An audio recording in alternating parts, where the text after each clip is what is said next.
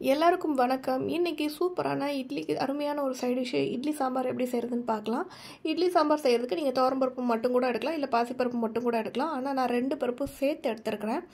துவரம்பருப்பு கொஞ்சம், பாசிப்பருப்பு கொஞ்சம், ரெண்டையும் ஒட்டுக்கா போட்டு நல்லா கழுவிக்கோங்க. அப்படியே குக்கரில் அதை சேர்த்துட்டு அதில் ஒரு 2 தக்காளி பழம் கட் பண்ணி ஆட் பண்ணிக்கோங்க. அப்புறமா பச்சை மிளகா காரத்துக்கு தகுந்த மாதிரி ஒரு 2 பச்சை மிளகா இல்லை 3 பச்சை மிளகா ஆட் பண்ணிக்கோங்க. ஒரு கேரட்டை, அப்புறமா ஒரு உருளைக்கிழங்கு, பெரிய உருளைக்கிழங்கு, ஒரு உருளைக்கிழங்கு எல்லாம் குட்டி குட்டியாக கட் பண்ணிவிட்டு சேர்த்துக்கோங்க. அதுக்கப்புறமா ஒரு 4 சின்ன வெங்காயம், 4ஓ 5ஓ அதுவும் சேர்த்துக்கோங்க. சேர்த்துட்டு தேவையான அளவு தண்ணி எடுத்து நீங்கள் நல்லா மூழ்கிற அளவுக்கு வச்சுட்டு குக்கரில் ஒரு 3 விசில் அளவுக்கு நீங்கள் வச்சு எடுத்துக்கோங்க. நல்லா பருப்பு நல்லா குழஞ்சி வந்துடும், காய்கறியுமே நல்லா வெந்துடும்.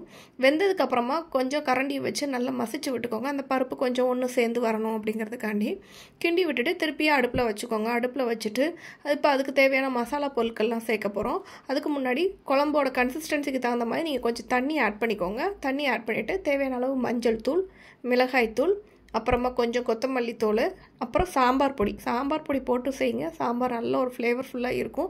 இட்லி சாம்பாருக்கு ரொம்ப நல்லாயிருக்கும், அதனால் சொல்கிறேன். இப்போ இதெல்லாம் சேர்த்துட்டு தேவையான அளவு உப்பு சேர்த்துக்கலாம். உப்பு சேர்த்து நல்லா கிண்டி விட்ருங்க.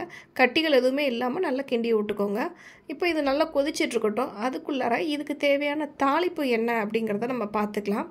தாளித்து கொட்டும்போது தான் நல்லா வாசனை நல்லாயிருக்கும், டேஸ்ட்டும் நல்லாயிருக்கும், குழம்பு ஃபினிஷும் ஆகும்னு வைங்களேன். தாளிப்பு தான் ரொம்ப முக்கியம்.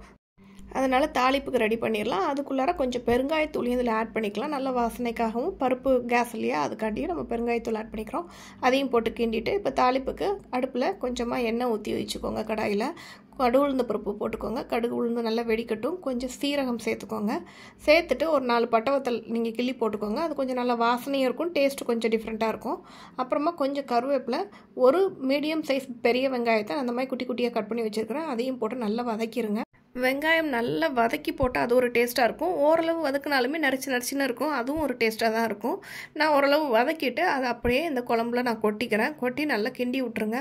அவ்வளோதாங்க, சூப்பரான இட்லி சாம்பார் நல்லா ரெடி ஆயிடுச்சு. தேவையான மல்லி இலையை நல்லா தூவிக்கோங்க. கமன்னு அருமையான இட்லி சாம்பார் ரெடி ஆயிடுச்சு. நல்ல 4-5 இட்லியை வச்சு நிறைய சாம்பார் ஊற்றி சாப்பிட்டு பாருங்கள், சூப்பராக இருக்கும். தேங்க்ஸ் ஃபார் வாட்சிங்.